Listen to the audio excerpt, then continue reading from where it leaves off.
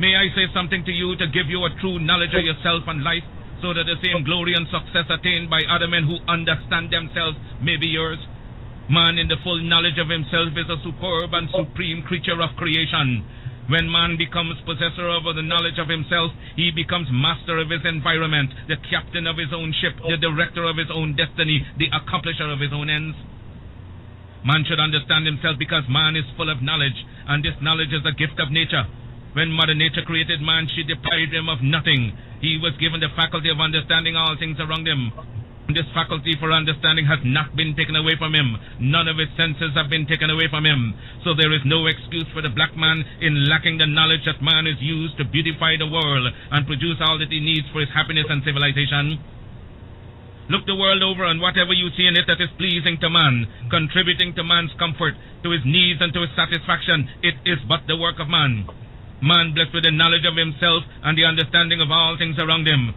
If you are able to live with the knowledge of yourself and with the greater knowledge of nature, you must know what is good and what is not. You must know what is finite. You must know that which is material, physical, and otherwise is at your disposal to create or otherwise use.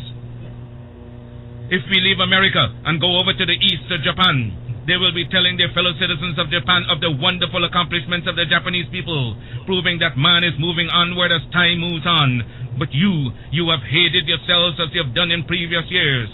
You have shown malice, prejudice, and hate to each other. And the result is that while other races have made progress, while India has made progress towards nationalism, while Ireland has made progress towards republicanism, while the whole world has made progress in man's accomplishments, you still stand fighting yourselves, dishonoring yourselves, showing no disposition toward that higher life so that you will be abundantly blessed.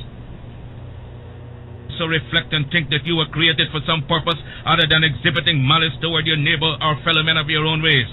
What a pity it is that we cannot stand united without a written law. There is no written law compelling other races to stand together.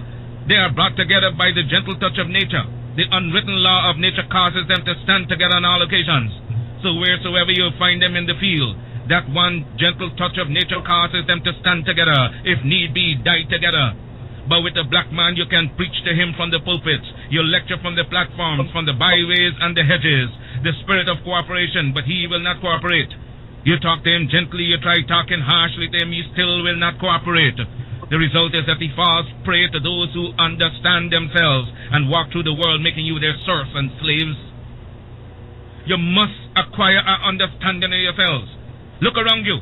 See the smiling pictures of nature, the beautiful hedges, the wonderful mountains, the wonderful vegetation all around.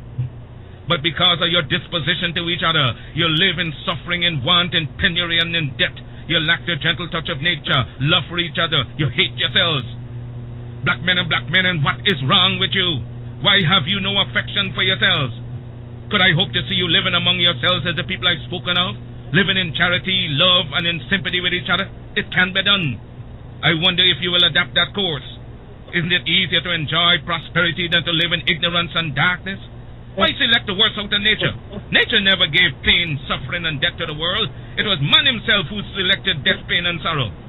I wonder if I cannot inspire you to select between good and evil. Let me impress upon you once again that whatsoever your hardships may be, whatsoever your difficulties in life, they are your own selection. And so if you encourage them, if you husband them and take them to your bosom, they will abide with you. Nature will not take them away from you as Mother Nature did not give them to you. She is not responsible for your sorrows. Mother Nature represents all that is beautiful. She gave you the highest personality in the realm divine. Your sorrows are your own. If you want joy, if you want sunshine, it is before you abundantly in nature. I made a selection of sunshine, the beautiful sunshine. I made a selection to laugh with the moon, to laugh with the stars, and sing with the birds of the forest and of the wilderness, to join in the rhythmic music of the winds that sing from east to west and from north to south. Had I selected sorrow, I would have been dead a long time ago, and been without that which would send me into the presence of the divine, because I would have lived not with the knowledge that is divine. We must acquire the higher knowledge of life.